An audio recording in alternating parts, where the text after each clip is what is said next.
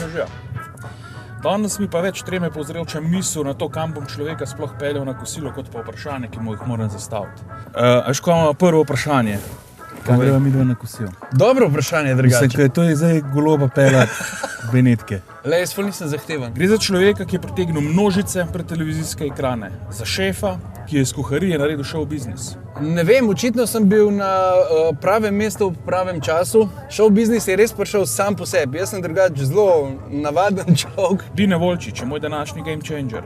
Po moje najbolj ga kar njegova Monster bistro peljem. Jaz lahko za Monster rečem, da imamo vsak teden restauracij. Uživajte na najni vožnji, če že ne morete biti na kosilu zraven. Čau.